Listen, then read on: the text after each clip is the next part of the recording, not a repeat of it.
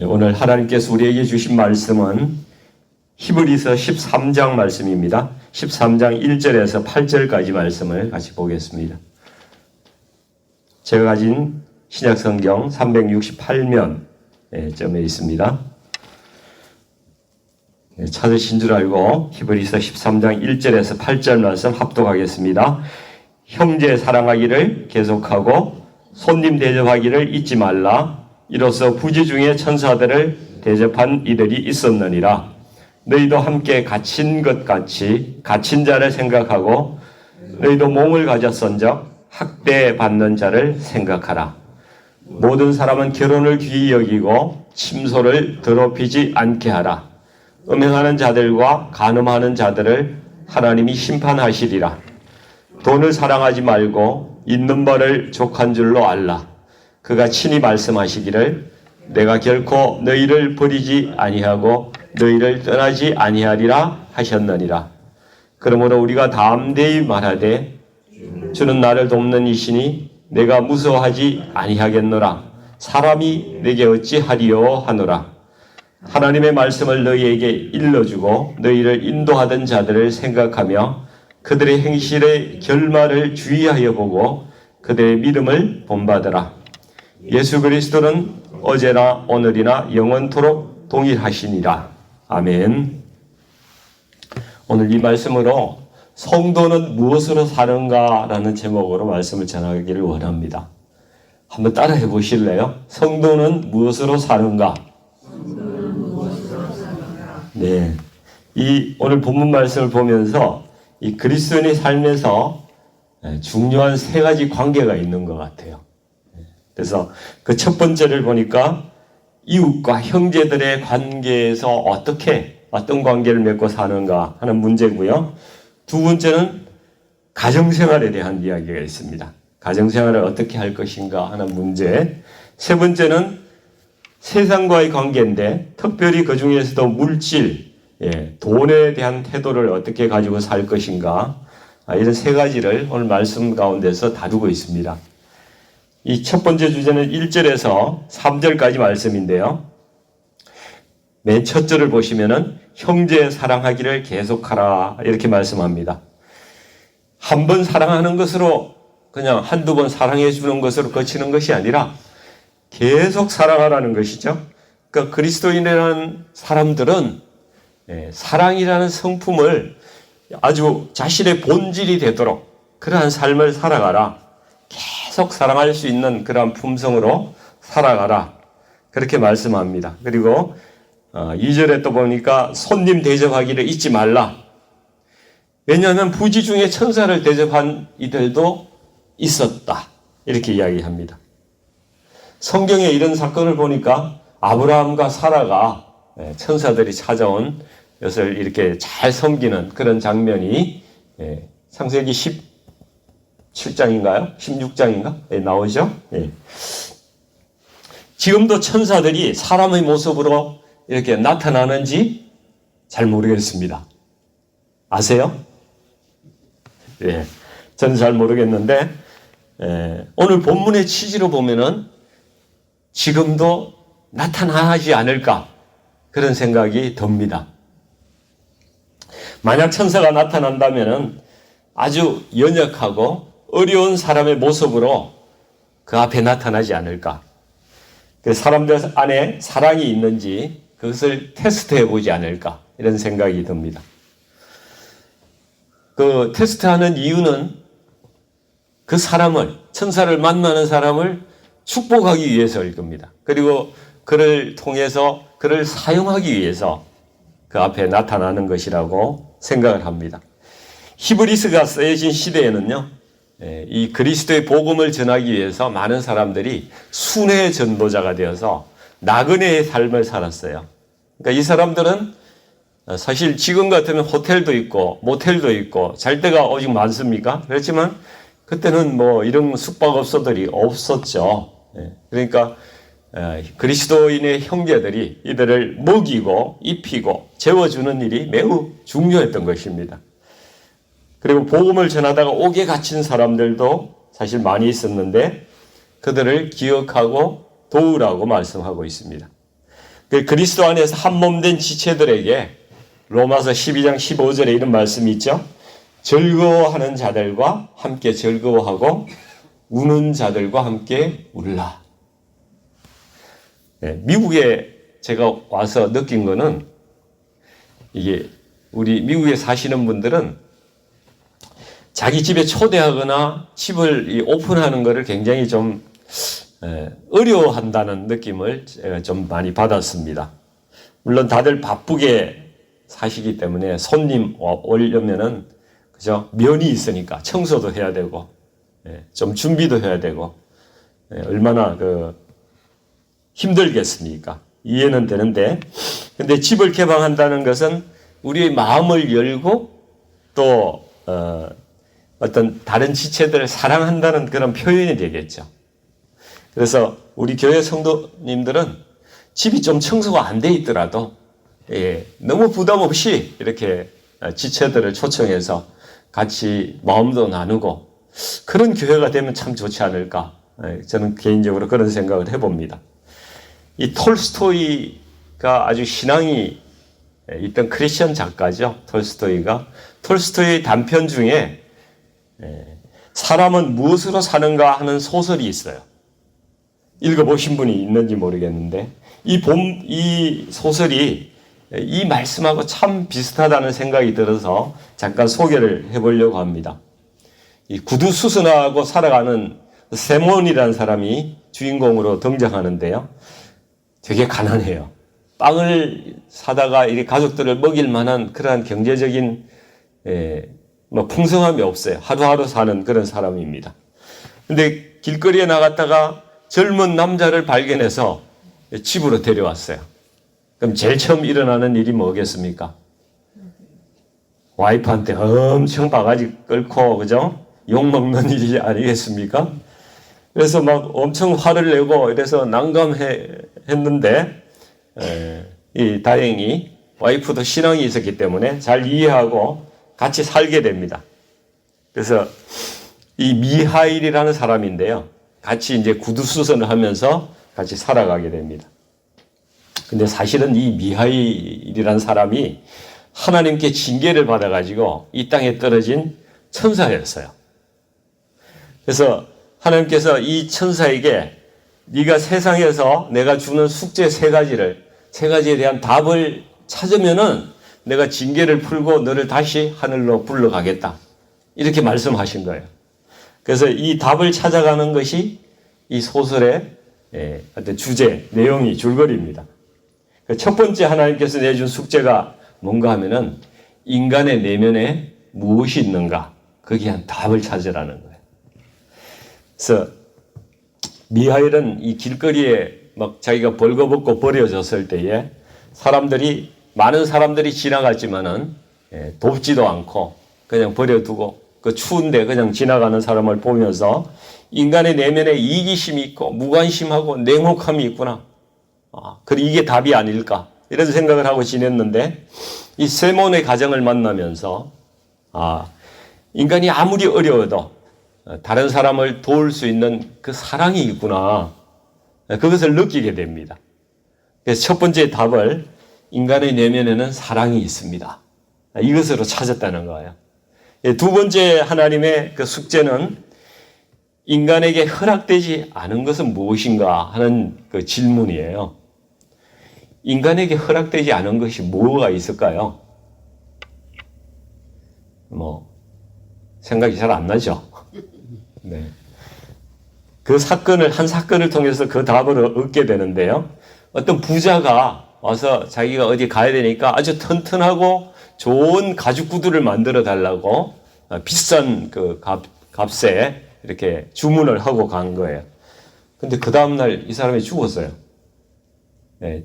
그 하인이 찾아와서 저기 있는 슬리퍼나 저 심플한 거 아주 값싼 저 슬리퍼나 하나 달라는 거예요.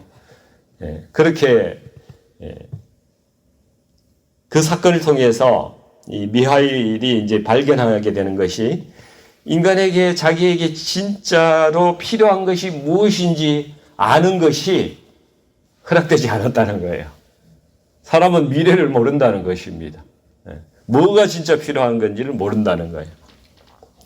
세 번째 하나님께서 주신 숙제는 사람은 무엇으로 사는가? 우리 제목을 성도는 무엇으로 사는가 이걸 정했는데 사람은 무엇으로 사는가 이게 세 번째의 질문입니다. 이 미하엘이 자기가 천사였을 때 인간의 영을 하나님께 데려가는 역할을 했는데 이 어떤 산모가 쌍둥이를 낳다가 죽게 됐어요.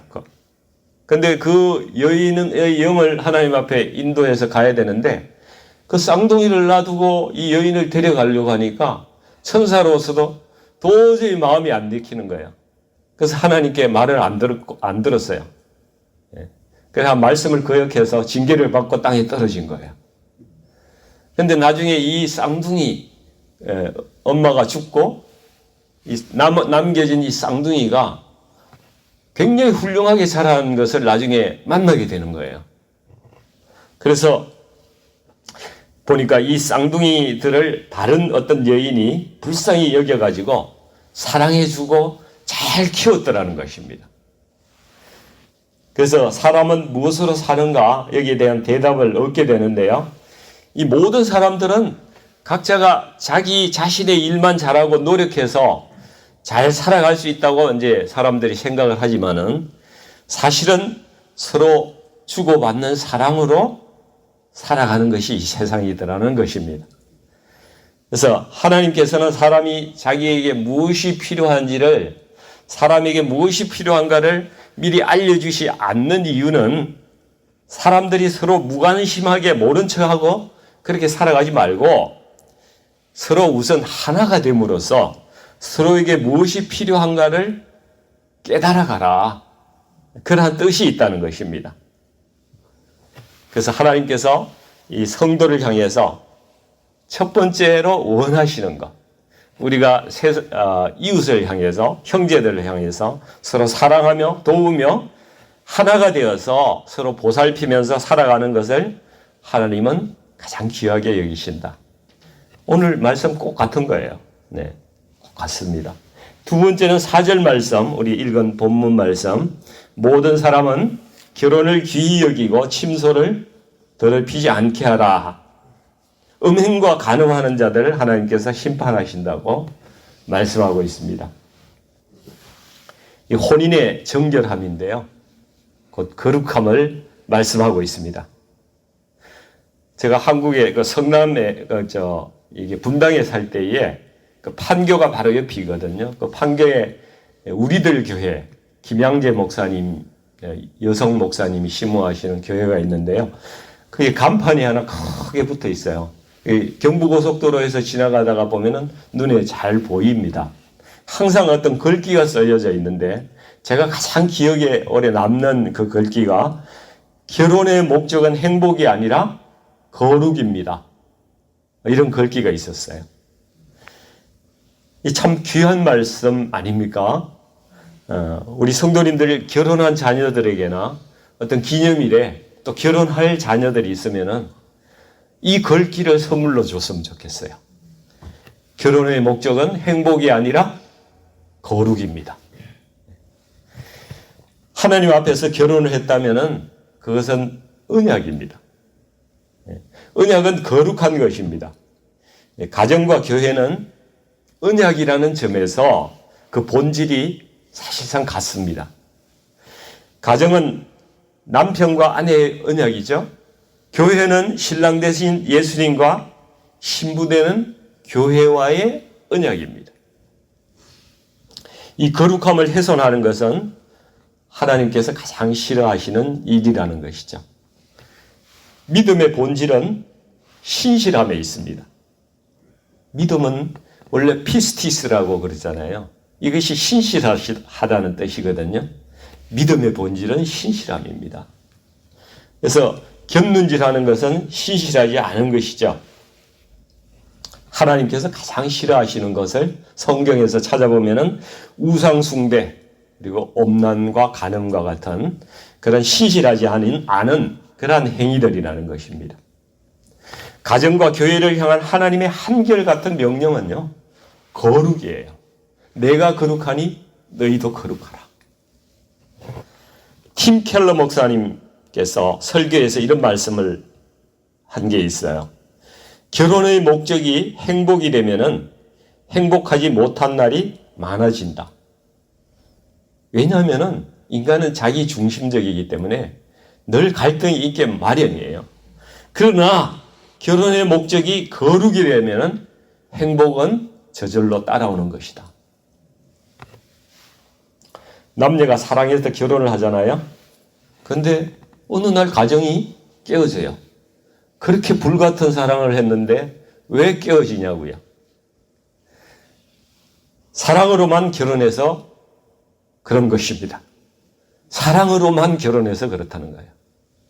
그리스도인의 가정은 항상 사랑과 거룩이 함께 있어야 된다는 것이죠. 그래야 행복한 가정이 된다는 것입니다. 오늘날 얼마나 많은 가정들이 이 땅에서 무너지고 있습니까? 이 포도원을 허는 작은 여우라고 아가서에 등장하잖아요. 이 여우가 가정을 갉아먹어요. 담을 헐고 자꾸 넘어오려고 합니다. 이 여우를 막는 그러한 파수꾼은 오직 삶의 거룩함입니다. 우리가 거룩해야 가정이 튼튼하게 지켜나갈 수 있다는 것입니다. 그리스도인에게 세 번째 주는 교훈은 5절 말씀인데요. 돈을 사랑하지 말고 있는 바를 족한 줄로 알라. 이렇게 말씀합니다. 인간에게 돈은 참 필요한 것이죠. 돈을 혹시 싫어하시는 분 계세요? 혹시? 네, 저는 좋아해요. 여러분은 싫어하십니까? 돈은 굉장히 필요한 것이에요. 돈 자체는 선한 것도 아니고 악한 것도 아니고 돈 그 자체죠. 돈을 대하는 사람의 마음에 문제가 있는 것이죠. 오늘 본문에서 돈을 사랑하지 말라. 돈을 사랑하면 일만하게 뿌리가 된다고 디모데전서에서 말씀하잖아요. 돈을 사랑하기 시작하면요, 우리가 돈의 지배를 받게 돼요. 만몬의 귀신이 우리 마음에 딱 자리를 잡고 우리를 다스리기 시작하는 겁니다. 돈이 주인이 되어버리는 거예요. 왕이 되는 겁니다. 주님께서 하나님과 재물을 같이 섬길 수 없다고 이렇게 말씀하시는데, 이 돈의 유혹이라는 것은 하나님의 자리를 넘볼 수 있는, 하나님의 자리까지 치고 들어오는 그런 강력한 유혹이라는 말이죠. 그리스도인들은 하나님의 말씀에 어긋난 행동을 통해서 많은 돈을 벌 수 있는 기회가 있다면은 그것을 단호하게 거부할 수 있는 그러한 믿음과 신념이 있어야 되는 거죠. 그렇지만 이게 사회생활 하다 보면 그렇게 쉽지가 않아요. 말처럼 그렇게 쉽지가 않습니다. 그렇게 생각하시는 분이 분명히 있을 겁니다. 그런데 이것은 제가 드리는 말씀이 아니고요. 5절 하단부를 한번 보세요. 주님께서 이렇게 말씀하십니다. 그가 친히 말씀하시기를 내가 결코 너희를 버리지 아니하고 너희를 떠나지 아니하리라. 이렇게 말씀하신다는 것입니다.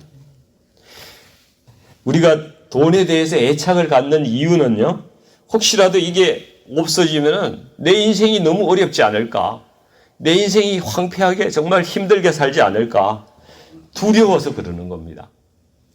그런데 오늘 말씀을 보시니까 내가 결코 너희를 버리거나 떠나지 않겠다고 주님께서 말씀하고 있는 것입니다. 그래서 6절 말씀처럼 우리 성도들은 주는 나를 돕는 이시니 내가 무수하지 아니하겠노라. 사람이 내게 어찌하리요? 이렇게 말씀할 수 있다는 것이죠. 선포할 수 있다는 것입니다.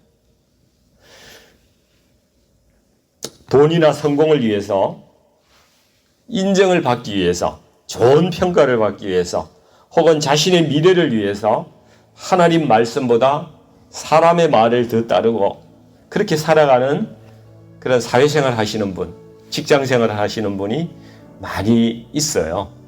저도 직장생활을 해봐서 그런 경험을 다 해봤습니다. 저를 두렵게 하고 힘들게 했던 직장 상사들도 있어요. 그때는 왜 그렇게 상사들이 무서웠어요? 그냥 어떤 평가나 이런 것 때문에 신경을 쓰니까 그런 거겠죠. 그죠? 그 상사들이 지금 어떻게 돼 있는가 하면요. 다 은퇴해가지고 만나면요. 정말 초라한 노인이 되어 있어요. 정말 볼품없는 노인이 되어 있는 거예요. 그 당당하고 자기의 그 포지션 파워를 가지고 사장 임내, 부사장 임내 이렇게 했던 사람들이 정말 노인과 백발이 되어서 이렇게 아주 시골 아저씨 같이 그렇게 되어 있더라고요. 만나니까. 그리고 이분들이 가끔 이런 말을 해요. 야, 직장에 있을 때 내가 참 모질게 했지. 미안하다. 내가 좀 베풀며 살 걸 내가 왜 그랬는지 모르겠다. 이런 이야기를 하더라니까요. 그러니까 사람이나 환경을 두려워하는 건요. 마귀가 우리를 속이는 거예요.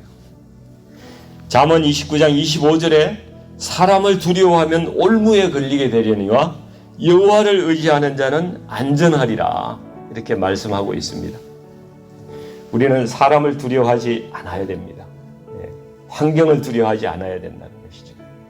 내게 어떤 어려움이 있더라도 거기에 넘어가거나 마음이 낙심할 필요가 없는 거예요. 왜냐하면 주님께서 이렇게 말씀하시잖아요. 내가 결코 너희를 버리지 않고 떠나지 않겠다. 약속의 말씀입니다. 우리 8절 말씀 보니까 믿음의 선조들과 함께 하셨던 하나님께서 오늘 어제나 오늘이나 영원토록 동일하시다 이렇게 말씀합니다. 예수 그리스도도 어제나 오늘이나 영원히 동일하십니다. 이전에 믿음의 선조들에게 아브라함에게 나타나셨던 하나님, 다윗에게 나타나셨던 그 하나님이 여전히 똑같은 하나님이시고 그들에게 역사하셨던 하나님이 오늘 우리에게도 동일하게 역사하시는 바로 그 하나님이시라는 거죠. 그 하나님이 변하시는 하나님이 아니라는 겁니다. 우리가 매일 직면하고 있는 문제들, 그죠? 신앙의 선조들이 얼마나 어려움을 헤치며 보이지 않는 하나님을 믿고 따라갔습니까? 어떻게 해야 될지 몰라서 답답해하고 있는 문제들, 우리를 두렵게 하고 염려하는 모든 것들, 그런 것들 주님께서 다 아신다는 것이죠. 이미 다 아시고 그 상황 가운데서도 우리와 함께하고 계시다는 사실입니다. 그리고 이 모든 것들은요, 두려워할 필요가 없어요. 왜냐하면 주님의 권세와 통치 아래 다 있기 때문에 그렇습니다. 그리스도인들은 행실로 구원받는 사람들은 아니에요. 우리가 믿음으로 구원받죠. 그러나 그 행실이 매우 중요합니다. 왜냐하면 나의 행실이 다른 사람의 영원한 생명을 좌지우지할 수 있기 때문에 그렇습니다. 우리가 행실을 통해서 전도할 수 있고 또 다른 사람을 시험 들게 해서 그 복음에서 떠나게 할 수도 있기 때문에 그렇습니다. 그래서 그리스도인들의 행실은 여러분 선택이 아니라 필수입니다. 행실이 좀 나빠도 믿음만 좋으면 되지 이거 아니라고요. 행실이 좋아야 합니다. 행실을 정말 조심해야 합니다. 행실이 그 믿음을 증거하기 때문에 그렇습니다. 우리 성도님들 이웃과 가정과 세상에 우리 향기를 내자고요. 그죠? 향기를 품어내는 그러한 사람들이 되어서 살아가시기를 주님의 이름으로 축원드립니다. 같이 기도하겠습니다. 아버지 하나님, 저희를 주님의 사랑과 또 그 거룩하심을 담게 하여 주시고 우리의 성품을 성숙하게 하여 주시니 감사합니다. 아버지 하나님, 저희가 주님이 기뻐하시는 그러한 사람으로 빚어지기를 원합니다. 아버지 하나님, 이웃과 가정과 세상 가운데서 우리가 어떻게 살아야 하는지 분명하게 알게 하여 주시고 우리가 붙잡아야 할 가치가 무엇인지 아버지 하나님 저희로 깨닫게 하여 주시옵소서.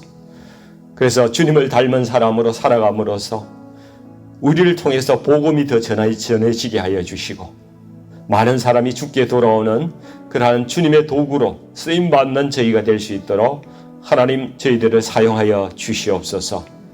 이 모든 말씀 우리 주 예수 그리스도 이름으로 간절히 기도하옵나이다. 아멘.